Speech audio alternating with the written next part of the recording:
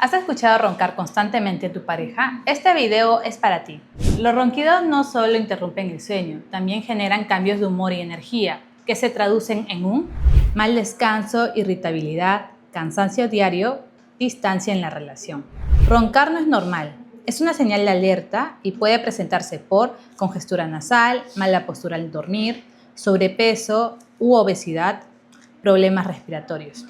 Recuerda, cuidar el sueño es cuidar la salud respiratoria y la relación, porque el amor también se disfruta cuando ambos duermen bien. ¿Y tú, crees que roncas por las noches?